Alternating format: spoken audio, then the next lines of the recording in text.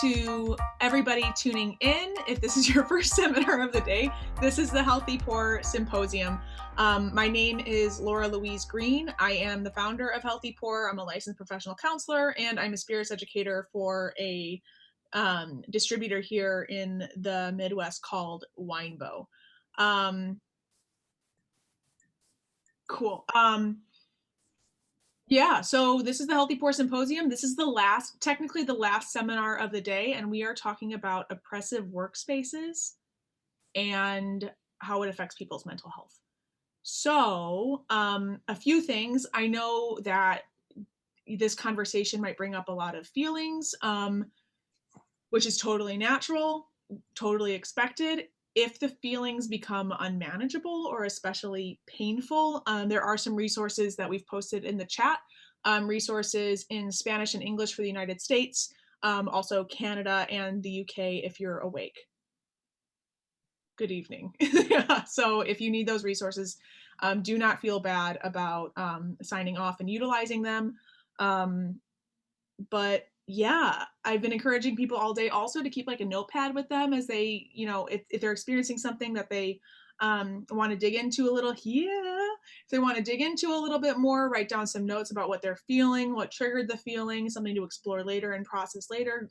Those are great ways to generate journal prompts and whatnot. So yeah, here we go. Are you all ready?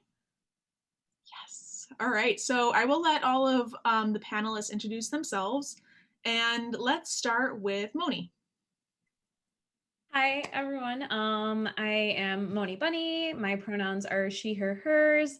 I am the co-founder, one of the co-founders of support staff. I am also the Illinois Spirit Manager for a distributor here called Maverick. And I am a first generation Arab American, and that's me. Happy to have you. Lauren. Oh, I unmuted myself quickly that time. So proud. Hi, everyone. I'm Lauren Paylor, or LP. I am based in the Washington, D.C. area. I'm one of the co-founders of Focus on Health, an organization that focuses on advocating for the health and wellness of food and beverage individuals in D.C. Additionally, one of the brand ambassadors in D.C. for Seedler. Great, thank you. Sherley. Hey y'all, my name's Sherley. I am Director of Outreach and Media Strategy for 86 The Barrier, that works on decolonizing language in the workplace. My pronouns are she and her. Born and raised in New York, and that's about it. Jackie's over there like, what? Yo, Jackie, how about take it. You now, go. What's up, y'all? Jackie Summers, also known as Jack from Brooklyn, creator of Sorel Liqueur, distiller, writer, educator. What's up? Hi. Looks like party time over there. You know what? I have my grow lights on for my plants, so people always think it's either a disco or I'm growing weed. Can it be both? I'm always up for both. Oh, pronouns: him, he, him, fucker. All right, fucker. So professional. Jessica, go ahead and introduce yourself. Non-gendered pronoun. You're spot on. Hey everyone, I'm Jessica Pomerantz, she, her, hers. I lived in New York City for the past 5 years, bartending, working in the industry for 10 plus. I recently just relocated to Columbia, South Carolina, to get my PhD in clinical psychology. I already have my master's in mental health counseling, and my research and clinical work tends to focus in power imbalances, violence, oppression, so all these dynamics at play. So I'm really excited to have this conversation with all of you and hear all of your input. So I just want to share that when I asked Jessica to be on this panel, she's like, oh yes, I've been doing a lot of work on coercion. So of course I would love to be on this panel. I think it takes I don't know. I was excited about coercion, and that was a funny thing to be excited about. Like, oh, really? I can't wait to hear what you have to hear what you have to say.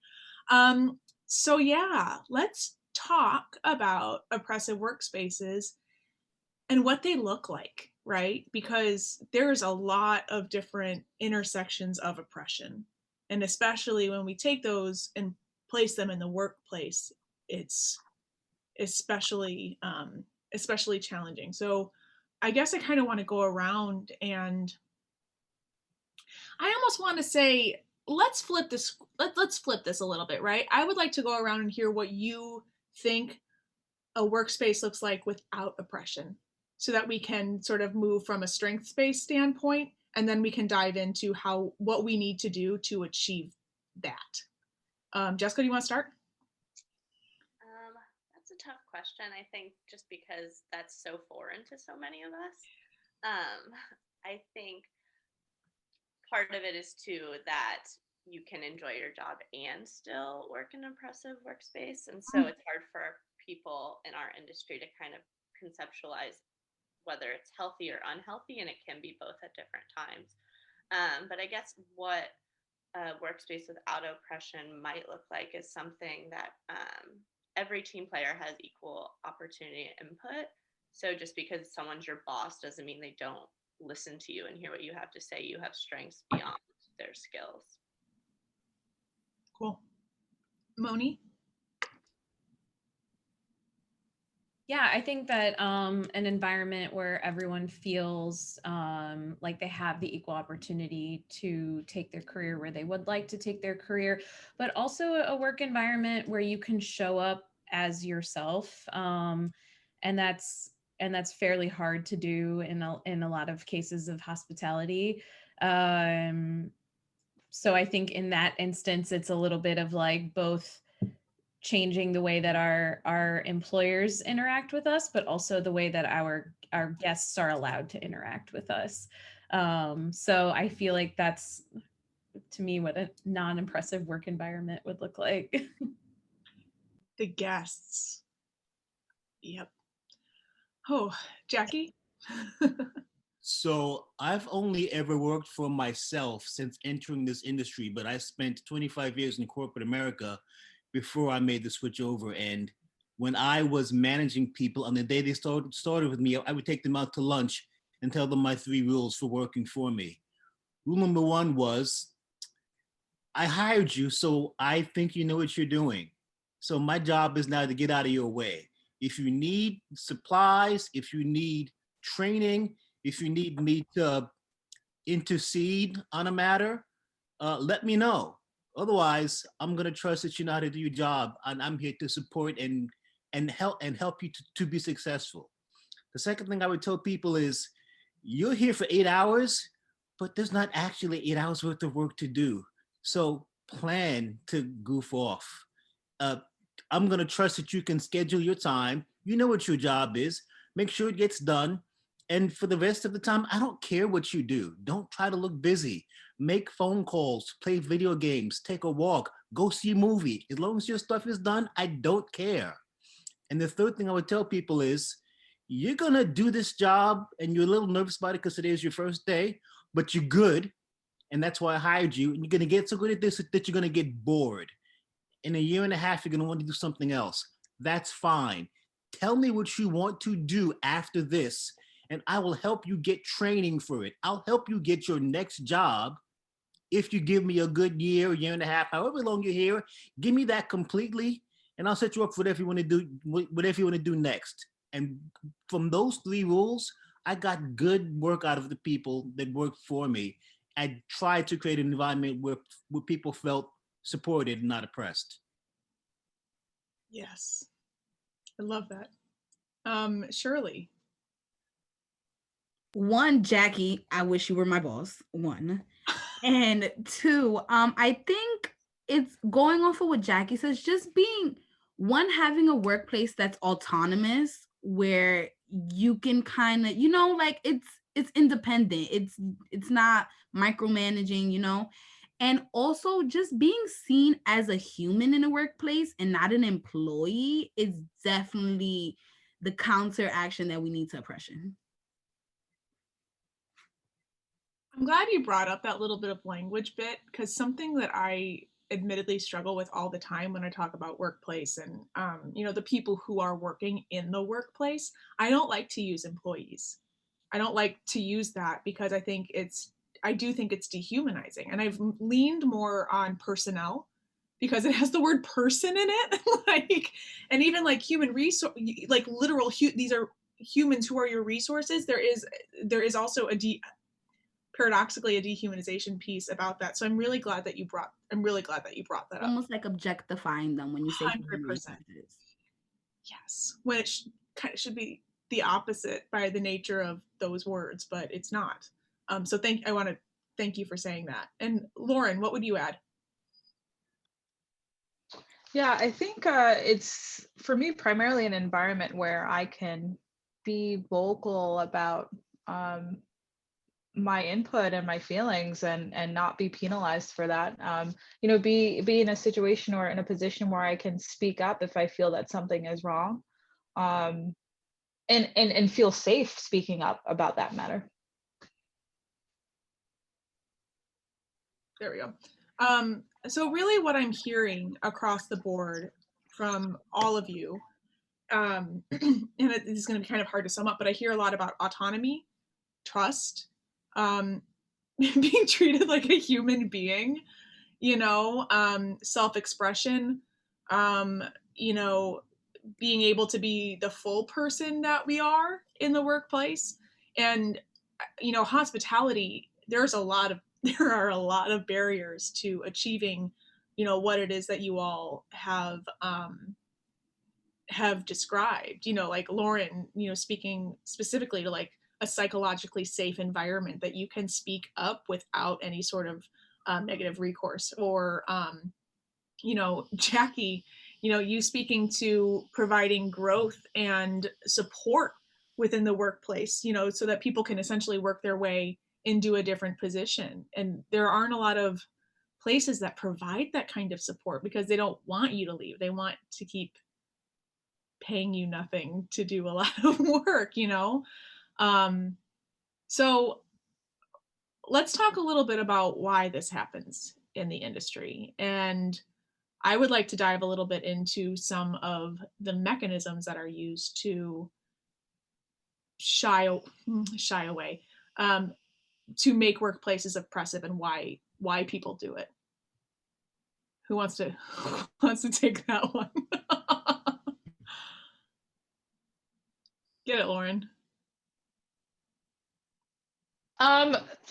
Mechanisms of oppressiveness in the workplace. So I think it comes from a couple of different things. And I don't think this is necessarily just within our industry. I think this is something that exists in white collar organizations as well. But when you are in a position of authority and you are responsible for influencing and building up the people that are underneath you,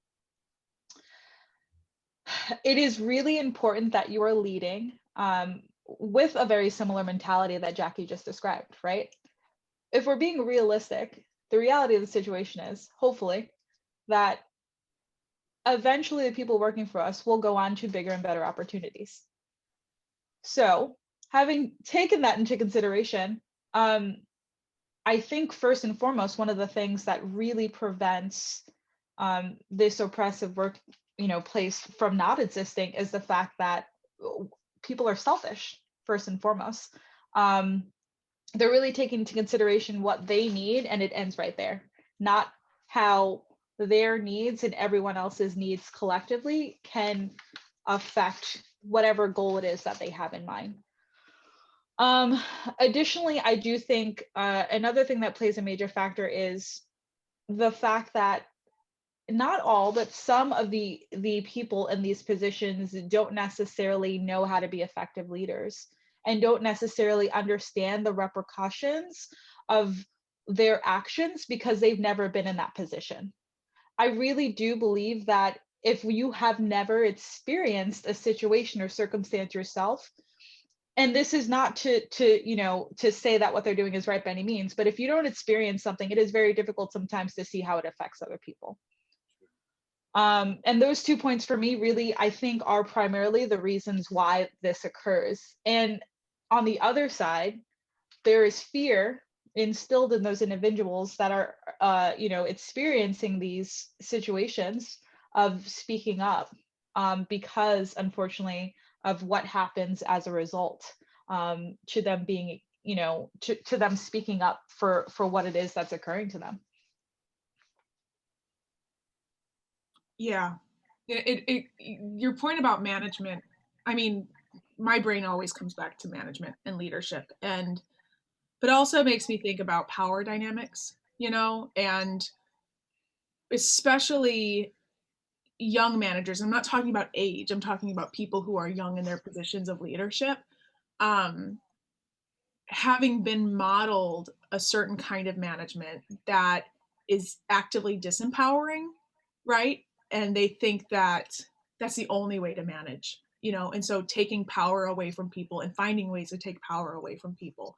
That's where biases, like ingrained biases, are especially harmful, because those are easy ways to take power from people. um, you know Oppressing people based on their position, surely language, right? Putting people, forcing people into staying in a certain position for their entire career based on language.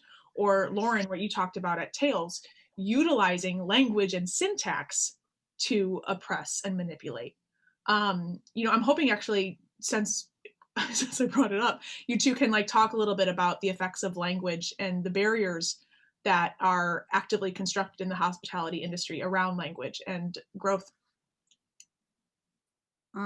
Honestly, it boggles my mind that someone else's perception of your fluency in a language can completely hinder you from growing in a company.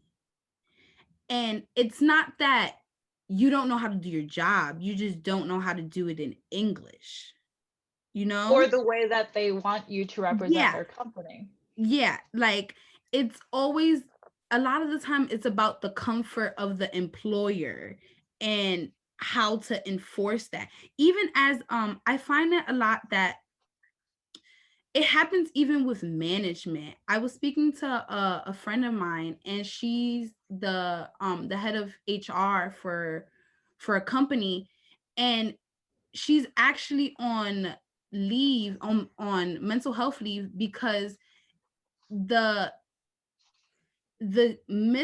okay, so people, she's the designated person. If any person has any issue that isn't fluent in English, they go to. So just think about the amplified sense of obligation that ends up in feelings of guilt,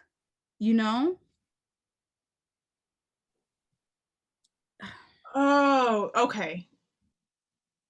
I'm having one of those moments that I have never ever I never considered. I mean, I'm a white woman and I'm a native English speaker, and my Spanish is garbage. And that is something that I never considered, is, from a psychologically safe standpoint, that not speaking up because there's one designated person to field everything. Or even how that designated person feels. Yeah.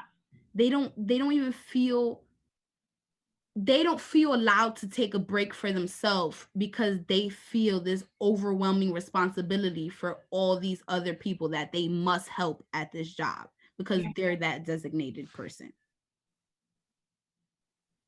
That I'm a little humbled, to be honest. Jackie, what were you going to say? I was going to add to that by saying I'm sure everyone here is familiar with something called the Peter Principle, where people will get promoted because they do something well, to the point where they are no longer actually able to do their job well, and they'll be intimidated by the people that they're working for. Like Jessica has she's got letters on the wall. She's now going for her PhD, and folks are going to have to call her doctor. And we have seen very recently in the news that there are some men who are not comfortable with the idea that a woman is either smarter or more powerful or more educated than them. So it can be very difficult whether you are the employer or the employee to have people either take direction from you or give you direction when they're not entirely sure how to deal with the fact that you're good at your job. Like a lot of times what I think happens is bad management happens when people are intimidated of you. Oh my God, you guys, sorry, this is like, yeah. So sort of like, and I mean, like we saw in that Wall Street Journal article, right? About we saw that, and that was a very overt, obvious. Bowie is so cute, by the way. It's a very like overt, obvious sexism, right? But like, what about like the sort of those ingrained, not sort of, but absolutely those ingrained biases that impact decision making of managers. You know, we can talk about gender, we can talk about sexuality, we can talk about race, like, you know, like colorism within race, right? So that impact people's ability to thrive. Also, we're looking at real barriers and perceived barriers as well. And those sometimes are one and the same, but sometimes they're not, and they're both an issue. I'm wondering if one of you wants to speak a little bit to that.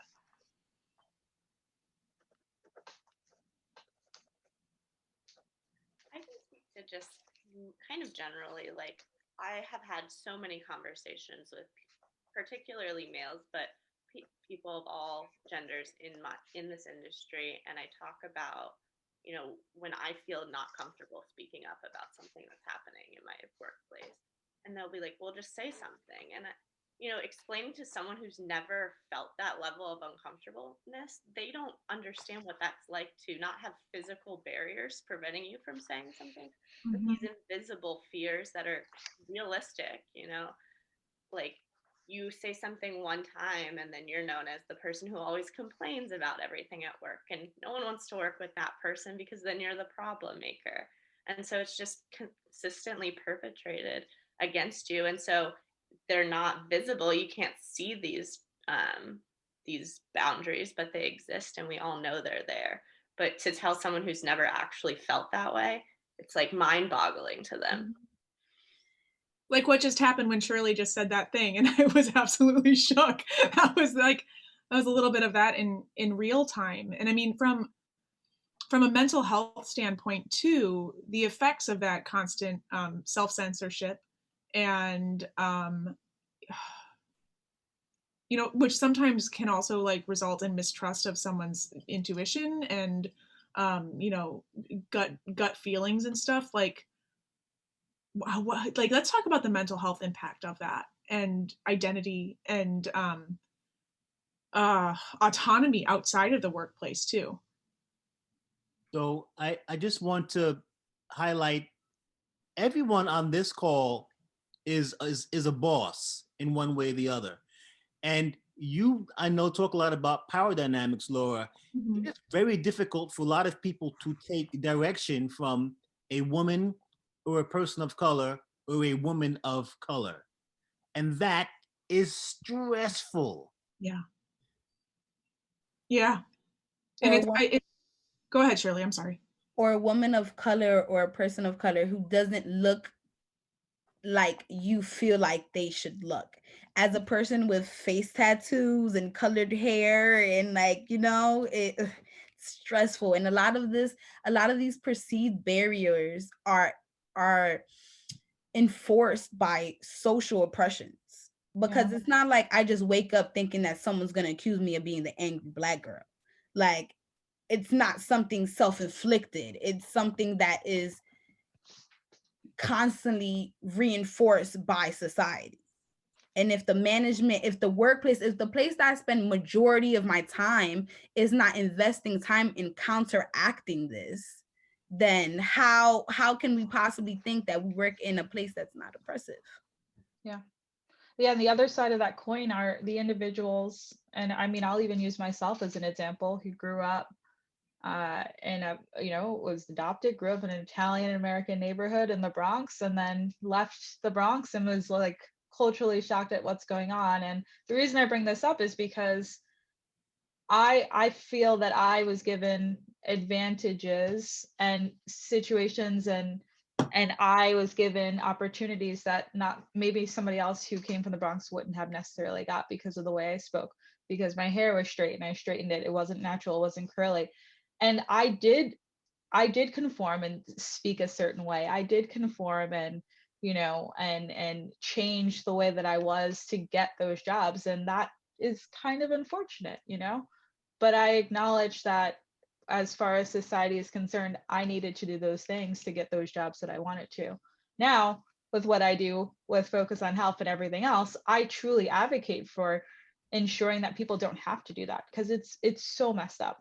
It's so messed up. I mean, I wrote something months ago about how I used to fill out my resumes with my middle name, Shadesha, and I never got called back for a job. And that's when I realized, like, okay, Lauren or LP is what I need to go by to ensure that I am playing the game, So I think it's just really important to acknowledge, because again, if you don't go through these situations and you don't encounter these biases, I acknowledge it is sometimes difficult to wrap your mind around it, or to just acknowledge for a moment, like, whoa, that happens. It is unfortunately very true. I think I often think about, especially behind bars and this, in the good craft cocktail world, that there's the trope of, the white dude with, I mean, this is a few years ago now. I might be dating myself, but like the white dude in the vest with the mustache and the this and the Jeff cap and the whole thing. And I think about those spaces, that those are the people, I'll call out 2010. I don't care. Like Mony at Sable, you would walk into Sable and it would be all the guys looking the same in the same uniform, and then Diorn would be behind the bar, and this one woman who still had to, though, wear the vest and that uniform, that male uniform. And that might seem like a small thing, but it's not, because what it says is, this is the dominant person. This is who, I can't remember, Sherley said it, I think. This is what we want you to look like, right? Exactly. And if you can't conform to it, if you can't split a piece of yourself off and conform to this as best you can, then you can't work here. And that is inherently violent on multiple levels, yes. Right? Yeah. It also, cuts off the potential of the bar. Like wouldn't you want that diversity? Oh my God, right?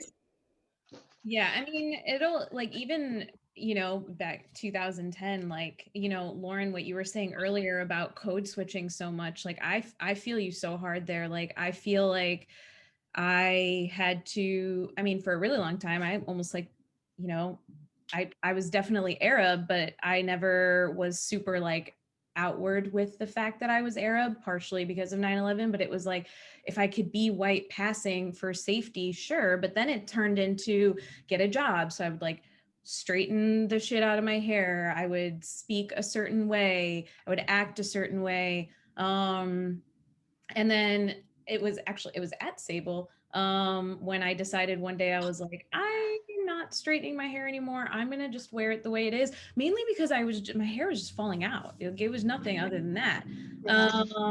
And I got so many comments of like, oh my gosh, did you forget to shower today? We're not going to make any money now. Like, and, and I love the people that I worked with, and they, maybe it was out of not knowing any better, but things like that, they really, really mess with you. And you're like, you're telling me who I am allowed to be as a person.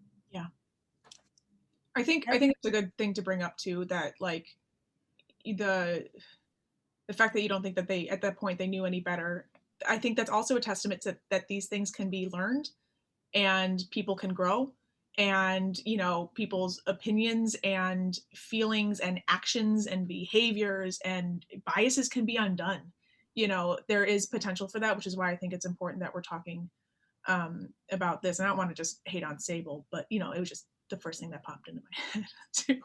still love that bar, R.I.P. Oh, R.I.P. Right? That's where good times.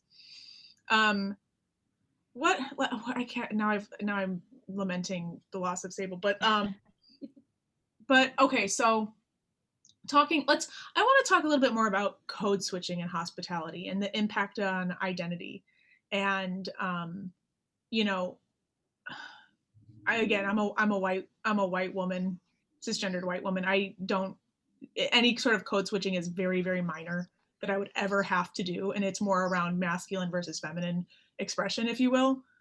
But I want to hear from you all about code switching in hospitality more and how it's affected you, and also how it's affected your leadership styles and how you've overcome it, if you've overcome it, or the journey that you're in, if that's not too intrusive.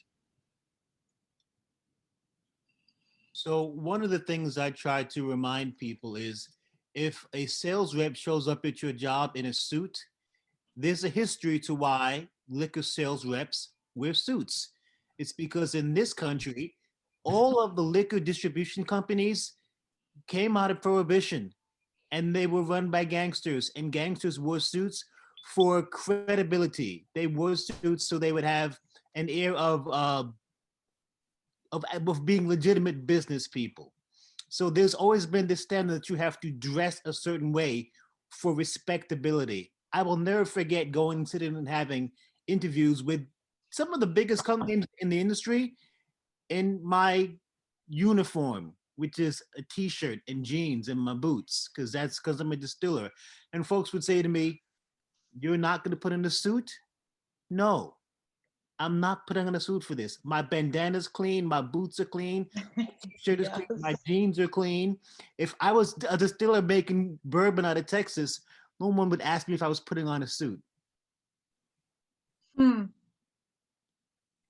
Yeah, that's a good point. I think for me, the code switching, I guess the best example is when I would go back home to the Bronx, and then when I would come back to DC, it was like very relevant there.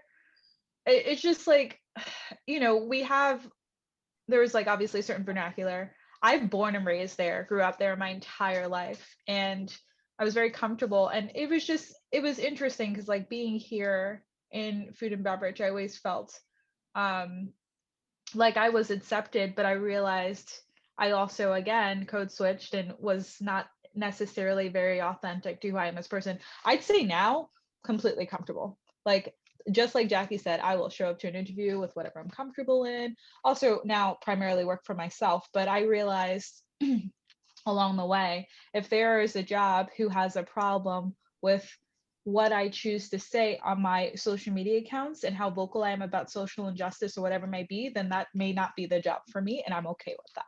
And that took a really long time to get to that point, but I'm sick and tired of people having to conform. And with I understand within a certain point it's necessary, but come on, give me a break.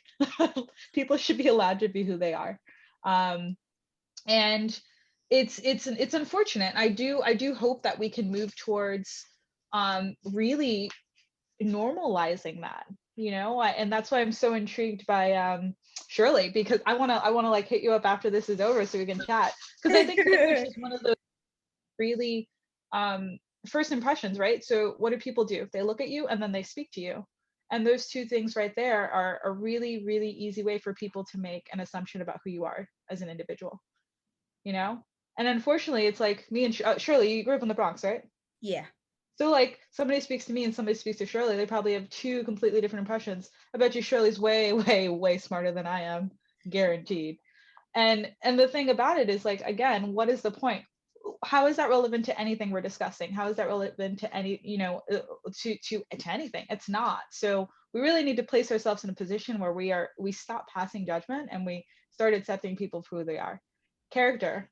Judge people by their character, not what they, how they speak and, what they look like. Code switching for me it was so engraved, especially being born to two migrant parents, which like they came from Dominican Republic. So it's kind of forced upon you. Like your your prosperity in this country is based on how intensely you assimilate to this culture, right? So it goes anywhere from the point of, not speaking Spanish on the floor, or not speaking Spanish to my coworker in front of customers because I don't want them to feel like I'm speaking about them, or going from speaking to the kitchen in Spanish because that's the language that's most comfortable for them, and having to turn around and speak in English to my manager, although my kitchen manager, although his whole kitchen is ran by non-English speakers, or going from having that panic attack looking at my hair in the mirror before I have a set of interviews because there's a certain, I can't get myself right now, who I am, my most authentic self isn't valuable to them, and it's not perceived as valuable to them. But at the point that I'm at now, I really don't care. Like, don't care. Like, if you don't want me for this great person that I am, face tattoos, maybe pink hair on Monday, red hair on Tuesday, like, if you don't take me, my value, I'm at the point that other people don't define the value I add to anything. Like, I get to determine the value I add. Girl, we're gonna be best friends. Oh my god.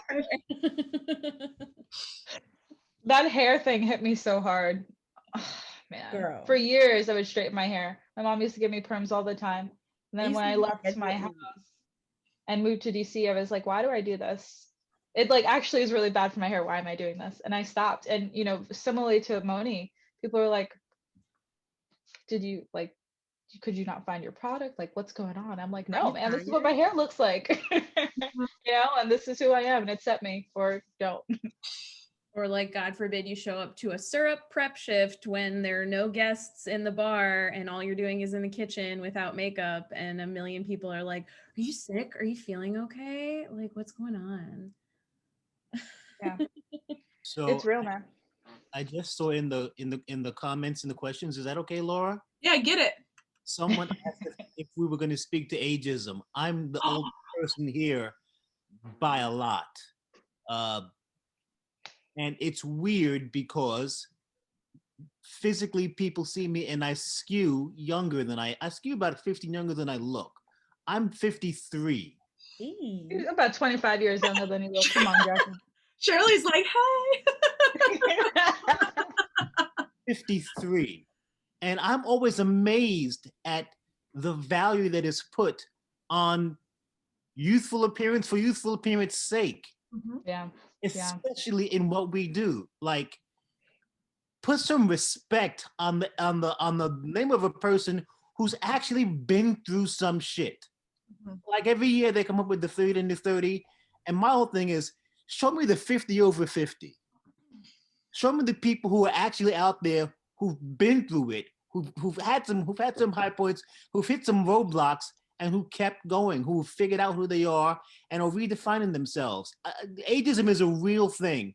And especially in our industry, especially with women, you tend to get put out to pasture after a certain point. I want to see, as has been brought out by everyone here, the ability to see people for the wealth of their contribution and not the physical appearance. Absolutely. I think about, this trope of the old man bartender, that there can be an old man bartender, but there's a different vibe when there's a woman who's older, who's a bartender. There are different judgments passed on her. There's, coming back to the vest thing, it's a different thing. And, women aren't supposed to be behind the bar when they start to get older, because that's another power thing too. That's a power thing. That's a status thing. That's another objectification, dehumanizing bit as well that we can dive into too. But like, another thing that was brought up was ableism. Yes. How often do you go behind a bar that's wheelchair accessible? Yeah. We don't really when we speak about diversity, we never talk about disabilities. Mhm. And it's a real problem, truly, because there are plenty of people who have them. You know, and something I want to bring up about disabilities too, that I don't know, I learned this like a year, two, it doesn't matter. But thinking about disability, like changing the way we think about disabilities, that disabilities are only disabilities because there are barriers, active Exactly. barriers in place, right? So, like, I posted on Facebook a few days ago that if I didn't have my glasses, like it would be the end of me. Like I've pet sweaters, like thinking sweaters on my bed, thinking that they were my cats, but it's not a disability because it's normal and acceptable for me to wear glasses. They're even a fashion statement. I have my contact lenses in right now. So I am able to move and thrive within the world in a way that we deem normal. It is acceptable, right? But a disability is a disability when there are barriers in place to someone being able to thrive and move through the world. You know, so approaching disability as truly a socially manufactured piece is a way that we need to start looking at it, because then it forces our community to take responsibility for the fact that we are actively disabling people. Absolutely. You know, There are solutions that we can implement if we take the time to think about them. yeah. Draw attention to disabilities you can't see, because I think a lot of times that's almost even harder for people to process, because then it goes back to like, well, I can't see it, so I don't understand it. Like if you see someone with a cast on their arm, you can understand what they can and can't do to a certain extent, but people with disabilities you can't see, people just have no idea how to even begin to understand that, because probably that would require asking questions and getting to know the person, which is kind of the base of our whole conversation here today. But Yeah. And it's a sense of like, if that person's arm is broken and I don't help them carry these things, then I'm going to be a bad person, you know? So if I treat somebody with a mental illness, no one can blame me for treating them this way, because, you know, there's no visual Not tangible. representation to hold me accountable, you know? Because who's like, if someone walking with a broken arm, if you're making them double shake something, you're an asshole. You know what I'm saying? But if you're belittling somebody who has belittling anybody, you know, you're not really, they don't hold you to that same accountability. Yeah. Yeah. I mean, Brings we, up- we can, sorry, Lauren, go ahead. No, it's okay. I was going to say, it brings up a good point though, like kind of segueing into opportunities for growth, right? When we consider the individuals that we do bring in who may, and not necessarily disabilities, but just that don't fit the norm, don't fit like the look, or don't speak the certain way. When we're in positions of management, or people are in positions of management, they're really the ones in control for potential growth and that within the organization, right? So, and Laura, we talked about this, I think, at Tails, like, you know, not offering that new bartender position to the barback who's been working for you for 10 years, but, you know, posting it online instead. I think like those things, while we're not intentionally doing it and we're not trying to intentionally be malicious, are very harmful, because how are we empowering them to progress? How are we empowering them to feel comfortable and safe speaking up, right? We're the ones who are supposed to be looking out for them. We're the ones who are supposed to be encouraging them and providing them with opportunities. So I think that's something that's really important to like take into consideration. Yeah. And also seeing people as an entire person, you know, an entire, like, I think it starts, like, I look back on the example from Tails, and for people who didn't see the Tails roundtable, which is, you know, I'm not,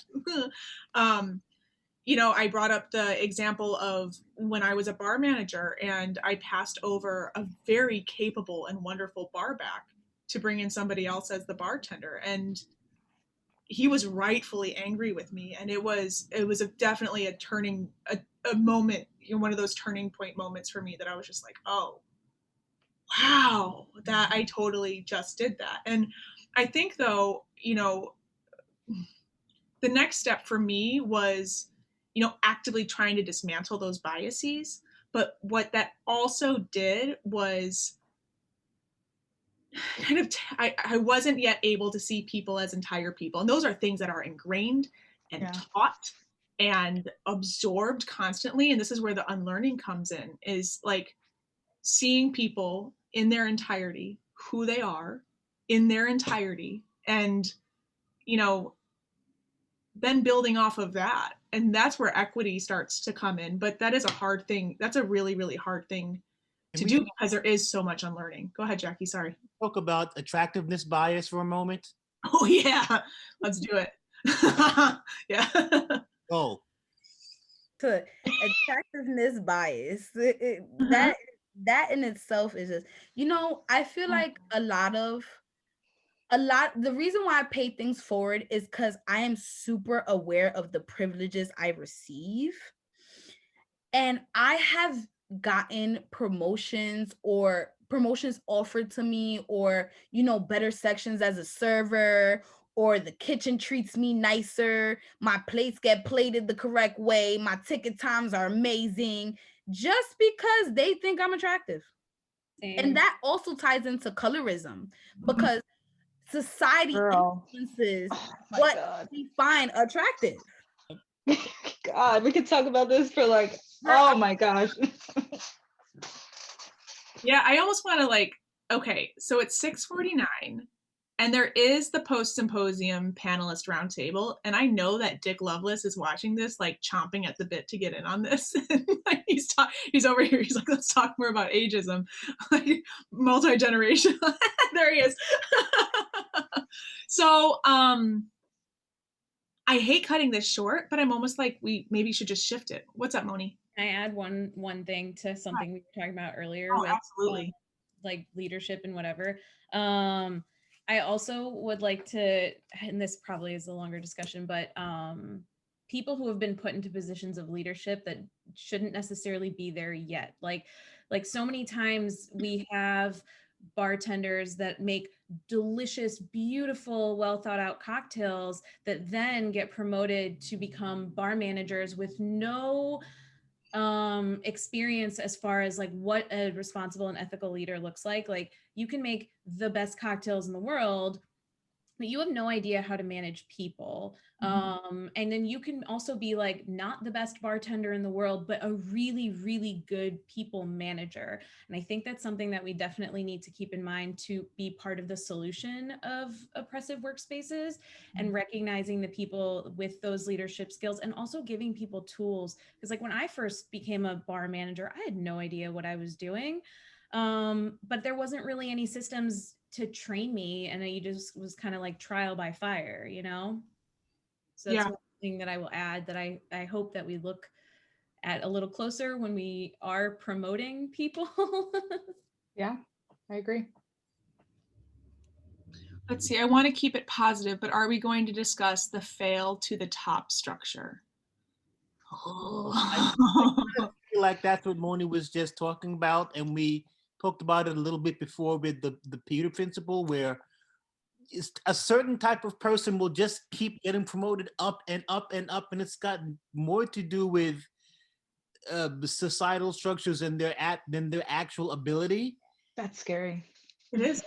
And not only is it incredibly an inefficient way to run a business, they don't manage people well. That's exactly where you get these kind of folks who are intimidated by the letters on the wall. They're intimidated by people under them that they know are more qualified than them.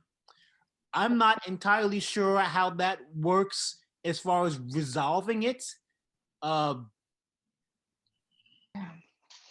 Again, I've only ever worked for myself in this industry, but it's a real thing. It's a real thing that you get people who, just like Mony just said, get bumped up the chain. They don't know what the hell they're doing. They don't. They don't. They fit a profile of what folks thought a manager looked like or sounded like, and that's why they're there. Or that they're just easily manageable, and they won't go against what you're gonna say. I've seen management. I got promoted to management really, really young, and it exposed me to a lot of innate biases and how they, your own managers will work against you when you're trying to dismantle these social constructs and these things. Like, it's crazy. Yeah. Well, And because it takes their power away. yeah. And there's only so much power you have as a manager, but not an owner of a space. You know, like you can bang your head up against the wall advocating for your team all you want, but if the owner's not there to support you, and it's amazing to me how many people that know nothing about hospitality and I whatever or managing people or really caring about people are owning all of these bars and restaurants and dehumanizing every single person that works for them, and it just drives me a little bit nuts. Yeah. I think the other thing You that's can, important. you can say it, Mony. It's Yeah. fucked up. It doesn't drive you a little bit nuts. It's There it is. horrible. It's terrible. Like, let's call it what it is. It's fucked up. And I think the other thing too is that like people just acknowledge one thing, because I do want to end on a positive note. Not every establishment is like this. No. And unfortunately, it's like when you experience this, it really is difficult to be able to acknowledge that it doesn't necessarily follow you everywhere you go. So my best advice truly is to communicate as best and as much as you can and ask for what it is that you want, because there's no other way you're going to get it. That truly is like, I mean, I work for myself in some capacity now and I love it, but like Seedlip as a company is wonderful because I can communicate what I need from them and they are open to my communication. And that is so important. You know, I'll add to that. If you are in a position of privilege in some capacity and you have the space to choose where you work, right? I'm just gonna say, don't work for motherfuckers, right? Don't give them your talent. Don't give them your time. Don't give them your resources. I know that that's not as easy. It's easier said than done because especially right now when people are so desperate for work, right? But if you cannot work for motherfuckers, don't give them stuff. Don't give them power. And if you can put yourself in a place of self-employment, like what Lauren has done, use that power to empower other people who need that elevation, right? You know, those are actionable pieces. You know, I think that sometimes something I've observed in this industry in particular is that people will take positions because it's with a big restaurant group or it comes with a fancy title and it comes with a little bit of fame and notoriety, or that restaurant group has a PR company that's going to promote them a little bit, but they will do it knowing that there's a sexual predator who works there, right? That there's a racist person who, like, overt racist person, or they will only hire a certain kind of people, and they take the position anyway because they are searching for their next career move, right? Yeah. Don't do that. Don't work for the motherfuckers. Don't give them space. Don't give them time. Deuces. Right? I mean, at the end of the day, they're using you. Let's be honest about it. For sure. You know what's crazy though? All of this is engraved in us from birth, because think about how they engrave in us survival of the fittest. Yeah, truly. Like, so when you take these positions, you justify it in your mind, like, oh, well, they weren't tough enough, or they were too sensitive, or they didn't, it just causes this opportunity for justification when no, you're just being, as once you work for these people, you're shitty just like they are. Like, you're validating their bad practices with your presence there, you know? You know, I do think that it's like, it kind of, the timing is different for everyone too. It's kind of like when you are dating someone who's really toxic and you need to break up with them and all your friends are telling you need to break up with them, but you're like, oh no, like he's not that bad and you need to do it in your own time. And I really truly feel like while I can sit here and be like, you know, F you, I get it. I get it. No, truly. No, I do. And I get it. And I just want to say that, like, I understand it, but like, I think it's important to revert back to who you are as a person and what's right and what's wrong. Because our opinion is also a privilege. It's a privilege to have the luxury of picking where you get to work. Exactly. Yep. Exactly. Exactly. And I don't know everyone else's situation, but truly, I do think that at a certain point, you have to make decisions, understanding that they don't only impact yourself. Yes. Thank you for saying that, Lauren, because you just kind of like took what I said and tied it in a bow. You're so good at that. Yeah.